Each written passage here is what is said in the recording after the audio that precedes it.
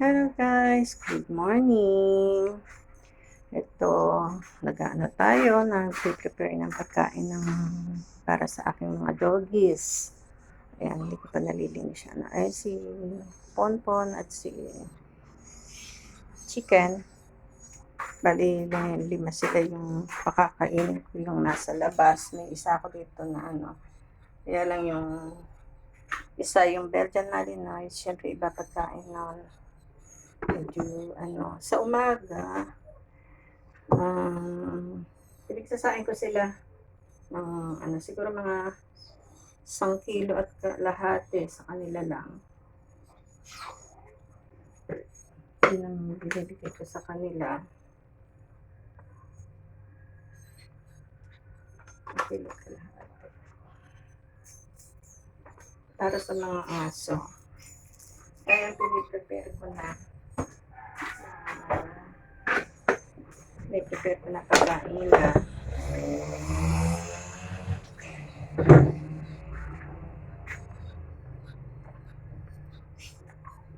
Ang hirap sa pagkain talaga guys.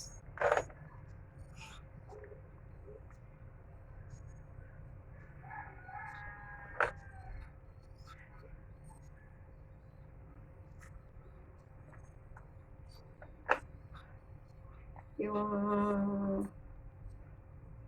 isang sa amin, siguro mga 1 kaban at kalahati sa tawad sa na. Kasi kung ano yung bigas namin, yun din ang bigas nila. Hindi na ako bumibili ng mga yung ganun din. Konti lang naman ang diferensya. Nagdodoble gastos pa ako. Ito na lang ang nila.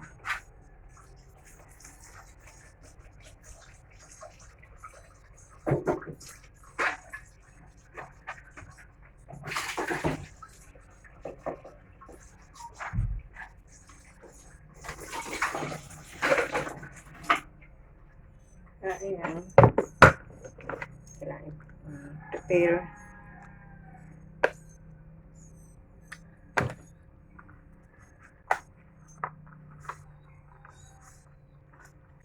Minsan, nauusan din ako ng sa kanila, budget na para pakainin sila.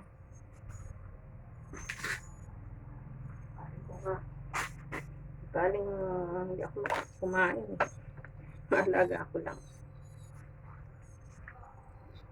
Kasi nakakaano ito ng mga alaga natin. Hindi sila napapakain. Kawawa. Kaya kami sa yung mga inaabandona na wag naman po. May buhay yan eh. Kailangan pag nag-alaga ng hayop, pag nag-alaga ng aso or pusa, kahit anong prepare po tayo na gagawan po natin ang paraan yan para mapakain sila kasi may buhay. Kawawa po yung mga doggies na inaabandona. Taga po nakakaawa. Kaya tayo, katulad ko po, wala naman talaga akong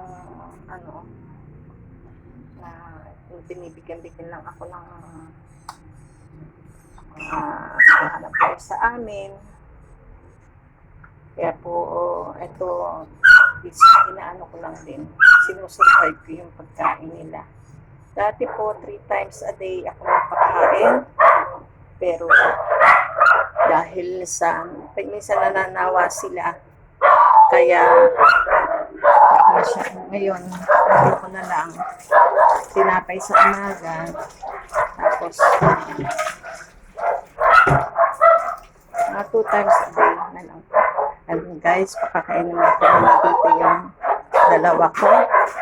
Ayan, nagwawala. Hindi po.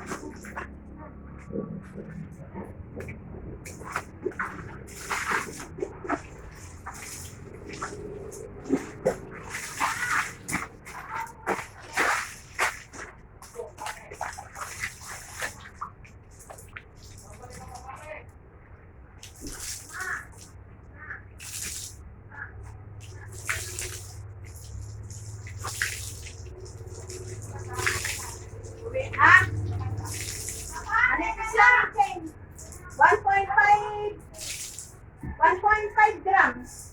1.5 grams. 1.5? Oo. 18K, 1.5 grams. Bili daw niya itong mga 5.7 eh. 5. Pero bakit?